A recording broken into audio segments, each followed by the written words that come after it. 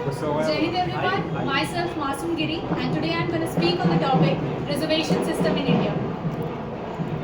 Reservation is one of the most controversial and debatable topic in India. Reservation simply means reserving a particular amount of seats in government institution for people belonging to the backward section of society, like SCs, STs, OBCs and economically weaker section. Reservation is considered as a social upliftment tool for uplifting the backward sector of the societies who have been unprivileged and does not get the amenities in the past. Talking about the history of reservation, reservation was first imposed in 1950 by Dr. B.R. Ambedkar in the parliament. And in the parliament it has been decided that reservation will be only be implemented for 10 years. But now 78 years of independence has been completed and we have celebrated 78 years of independence and reservation still exists, which itself shows that reservation has become a part of our society. Moving ahead with the advantages and disadvantages of the reservation system. Advantages is it really uplifts the society or the backward section of the society who has not been getting any amenities from the past and who does not have amenities to perform well in education and other things. But on the other part, there are certain disadvantages because people consider is a reverse discrimination against the general category people. I believe, and most of the people believe that reservation is a hurdle towards the development of the nation.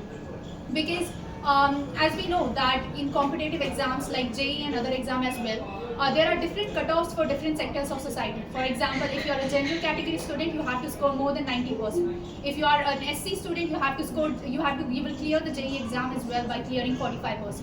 So which itself shows that the person who actually deserves the seat is not getting the seat, and the person just by scoring 45% gets the seat in the government institution. Because of which the people, even after scoring a good percentage and good marks, used to migrate to other nations like US, Germany and China and giving their knowledge and productivity for the development of those countries, which ultimately hampers the growth of the nation like India. I also believe that reservation has certain side effects that people doesn't see. For example, even though in developed nation like US, till 2013 they used to have reserves category of quotas for blacks because there the discrimination used to be happen between white and black.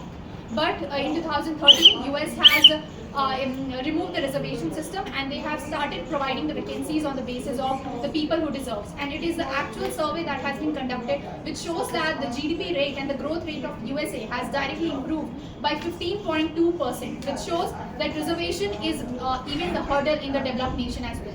Moving towards the conclusion, I believe that reservation should be a part of the society, but ultimately it should not be in the basis of caste, but it should be on the basis of the annual income of the family. So the people who actually deserves and require the system and the amenities should get that. Thank you, Jenny.